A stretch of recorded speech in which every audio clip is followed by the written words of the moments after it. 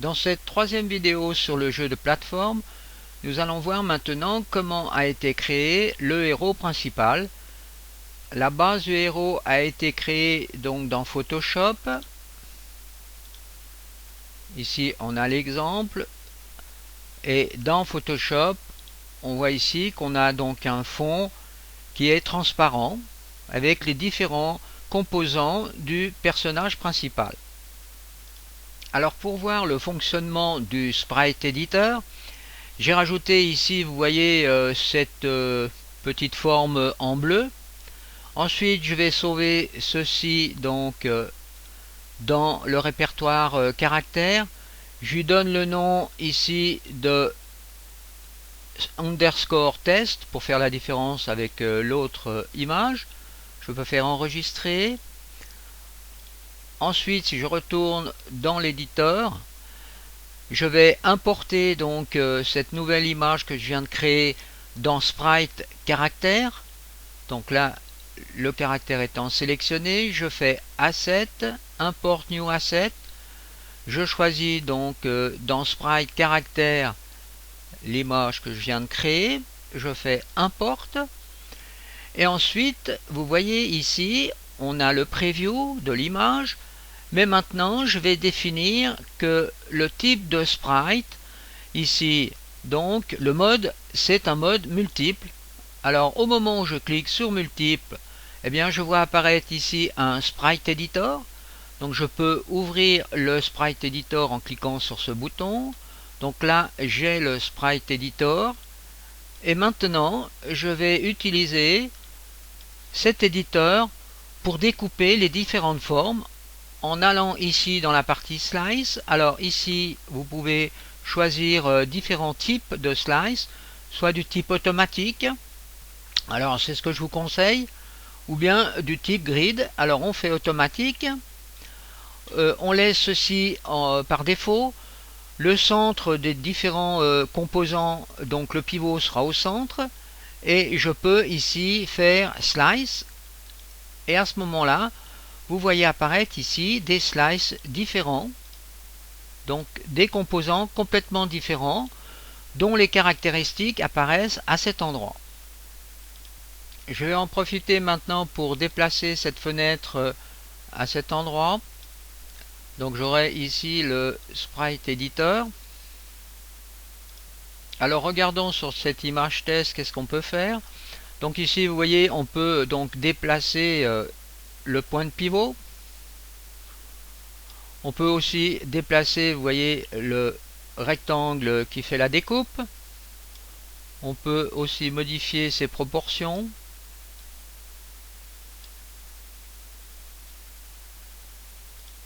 Essayons de faire un mode slice cette fois-ci en mode grid. Donc là, vous voyez, on a plusieurs petits composants. Puisqu'on a une grille ici de 64 par 64. Je reviens donc sur l'original. Et là, maintenant, je vais observer les noms que l'on a donnés. Alors ici, vous voyez, eh bien, c'est le corps du personnage. Donc, on appelle ça body. Ensuite, ici, on a, par exemple, la main droite. Et ici, la main gauche. On a le pied droit et le pied gauche. Donc ici on aura les moustaches, donc taches. Ici on a les yeux, l'œil droit et l'œil gauche. Ici on a un chapeau. Et là on a le bazooka, qui est l'arme du personnage.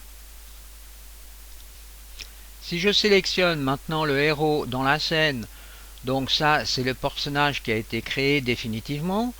On voit ici qu'on a aussi des colliders qui ont été intégrés dans le personnage, un collider rectangulaire et un collider circulaire. Alors ces colliders, eh bien, on les retrouve ici dans la liste des composants qui ont été rajoutés à notre personnage. Ici on a le box collider et on a le cercle collider. Alors si l'on décompose ici le héros, eh bien, on retrouve donc les différents composants du héros, le bazooka, le corps, les yeux, gauche, droite, le pied, et ainsi de suite. donc les moustaches. Alors encore une chose intéressante, c'est que le personnage ici on le voit en 2D, donc le personnage est entièrement construit. Mais si on se positionne, vous voyez, en vue 3D, eh bien on voit que dans la profondeur ici, eh bien les composants se trouvent à des endroits complètement différents.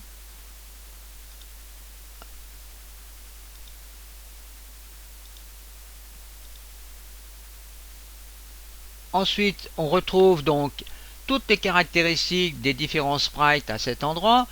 Alors ici, eh bien, je recommence, je sélectionne le bazooka. Eh bien, le layer qu'on va utiliser sera le layer caractère. Ensuite, l'ordre de sortie, eh bien, je mets 0 ici. Ensuite, si je prends le corps, eh bien, c'est aussi toujours la même chose pour les layers et l'ordre de sortie. Et ainsi de suite pour les différents composants du personnage. Les différentes positions des différents sprites qui composent le personnage se règlent donc dans la partie transform à cet endroit. Donc si je sélectionne ici le bazooka, vous voyez que le bazooka se trouve dans cette position X, Y, Z 1. Alors par contre la différence avec body, vous voyez qu'il se trouve en 0, ce qui implique justement cet effet de profondeur qui se trouve ici entre le bazooka et le body. Alors, on a encore une autre chose qui entre en ligne de compte. Ici, bon, je vais agir par exemple sur l'échelle du body. Donc ici, vous voyez, j'ai 0,4. Je vais mettre en X, par exemple, ben voilà, on voit tout de suite ce qui se passe dans l'écran, 0,6. On change donc tout à fait l'aspect du personnage. Donc il faut bien avoir une certaine logique lorsqu'on construit notre personnage dans les proportions et la position. Alors mettons en pratique ce que l'on vient d'expliquer. Alors je retourne ici dans l'original. Ici je développe. Alors je commence avec le body que je vais donc positionner dans la scène. Donc ici, sortie de layer, je mets donc caractère 0. Ici je vais mettre donc 0.4 en X, Y et Z.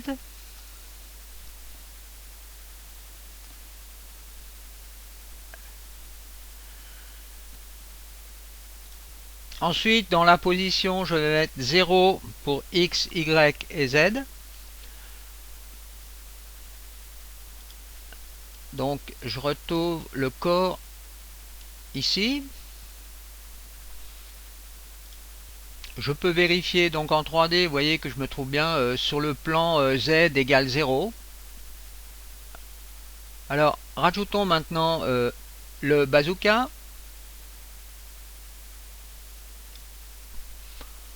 Alors, je lui donne ici la même échelle.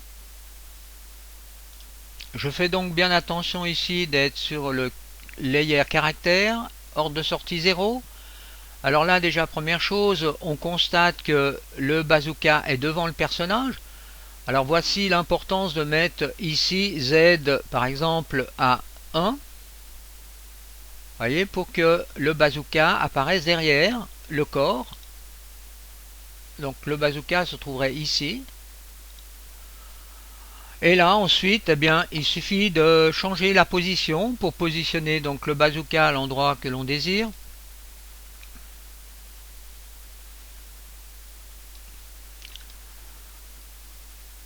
Donc ensuite, on continue avec tous les composants du personnage. Donc bien sûr, il aurait fallu créer un préfab que l'on appelle ici héros. Donc voilà le préfab qu'on va utiliser, donc qui est tout fait, que je vais positionner dans la scène. Alors, il est ici présent. Et maintenant, je vais m'intéresser aux caractéristiques dans l'inspecteur. Alors, on a ici donc différents composants. Alors, le premier composant, eh bien, c'est la position, la rotation et l'échelle donc du personnage qui se trouve dans la scène. Donc, on connaît. Et ici, on a un premier script qui s'appelle « Player Control ». Alors, sans entrer dans la programmation, simplement, on il faut savoir qu'on peut par exemple choisir le script en cliquant ici, donc Player Control. Ensuite, on peut voir donc le script en cliquant sur ce petit engrenage et en faisant Edit Script. À ce moment-là, vous ouvrez un nouveau MonoDevelop, la version 4.01. Et ici, on a le script qui correspond donc au Player Controller. Ce qui est surtout intéressant de bien comprendre, c'est toute cette partie publique. Donc tous ces variables que l'on retrouve ici, vous voyez dans Player Control, Move Force. Donc Move Force. Ici on a l'explication de ces différentes variables. Donc vous voyez, on peut agir sur la vitesse de déplacement de notre personnage, sur aussi la force ici, donc, et aussi par exemple sur la partie jump, donc la force qui est additionnée lorsque le player va sauter, jump force 1000. Si l'on développe ici jump clip, on voit apparaître une série d'éléments qui correspondent à des éléments sonores. Vous voyez, player jump, alors on retrouve la librairie des éléments sonores à cet endroit. On aura la même chose pour cette catégorie ici. On retrouve tous les sons qui sont utilisés suivant les différentes situations de notre personnage principal. Ce sont en somme ici différents types de narration suivant les situations qu'occupe le personnage. On retrouve ici le module Rigid Body. Donc ce module, c'est pour que le personnage réponde à la physique du jeu. Ensuite ici on a les deux box colliders. On a vu donc précédemment le box collider 2D et puis un box collider en forme de cercle.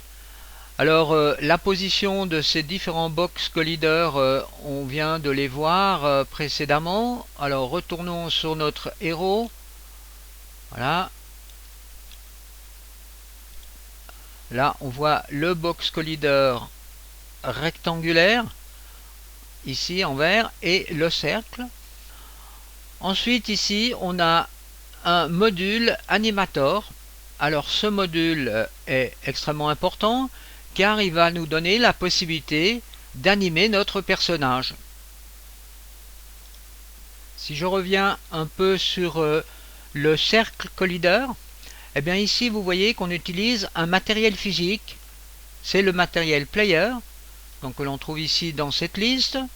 Alors on retrouve ici dans les matériaux physiques le player, et là on a des caractéristiques, on a une friction de 1. Donc la plateforme end que l'on a déjà utilisée n'a pas de friction, et la plateforme ici a une friction de 1 aussi. Donc on utilise ces matériaux physiques. Alors regardons maintenant la partie animateur. Alors je vais ouvrir une nouvelle fenêtre, donc animateur, que je vais positionner en bas, par exemple en suivant ici. Alors voilà donc l'animation qui actuellement est dans l'animateur. Cette animation donc correspond à notre personnage, vu que le personnage est sélectionné dans la hiérarchie ici. Donc je peux faire animateur. Là on a la position de repos, là on a la position de marche, et là on a la position de saut. Alors si je prends au hasard la position ici marche, je vois ici que dans les caractéristiques ici j'ai sous motion l'animation run qui correspond donc à cette séquence ici. Alors je peux cliquer ici, vous voyez, pour choisir donc des séquences d'animation. Mais ces séquences d'animation, eh bien, elles sont construites à un autre endroit. Elles sont construites dans l'animation clip. Alors on doit ouvrir une nouvelle fenêtre qui s'appelle animation. Donc je vais de nouveau aussi intégrer donc en bas. Voilà, donc ici j'ai la hiérarchie, l'animation, animator, sprite editor. Alors animation. Alors il faut bien sûr que dans l'animator, eh ben non, plus exactement, il faut plutôt que dans la hiérarchie, je choisisse la partie animation du personnage. Alors je vais prendre les pieds, le pied droit par exemple, je le sélectionne, je vais dans animation, et à ce moment-là, bon ben là vous voyez, j'ai sélectionné mon héros. Alors je sélectionne héros, j'ouvre l'animation, et ici j'ai plusieurs animations possibles. Donc j'ai idle, run, jump, qui correspondent justement dans animateur à idle, run, jump. Alors regardons comment a été construite la séquence run. Donc là ici j'ai toutes les parties du personnage, le bazooka, la partie gauche de la main, des pieds, de la moustache, et ici eh bien j'ai des points clés qui ont été créés pour créer une séquence d'animation.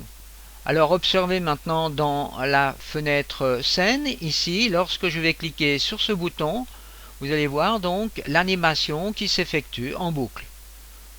Donc on utilise ce type d'animation pour la séquence run.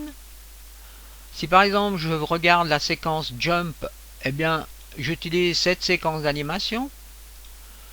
Donc ces séquences d'animation qui sont créées ici grâce à des points clés, on les retrouve donc dans l'animateur comme je viens de l'expliquer. Et ici, grâce à l'animateur, on peut créer des séquences qui passent d'une position de repos à une position de marche, ou d'une position de marche à une position de saut, vice versa. Donc vous voyez, on a des liens en avant et en arrière. Si je clique sur ces différents liens ici, eh bien je retrouve les séquences d'animation qui se trouvent ici, qui ont été créées.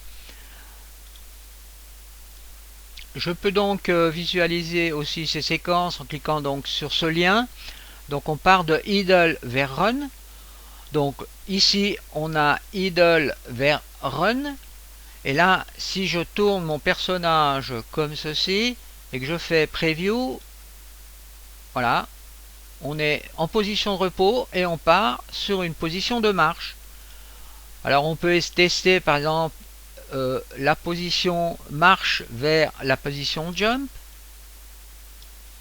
Donc run vers jump, preview. Donc on comprend mieux l'utilité de l'animateur qui permet donc de faire des liens entre les différentes animations d'une façon extrêmement souple. Alors nous reviendrons plus tard sur la façon donc de créer des animations dans l'animateur et de créer aussi une animation dans le module animation. Pour l'instant, nous continuons à analyser donc ce jeu de plateforme.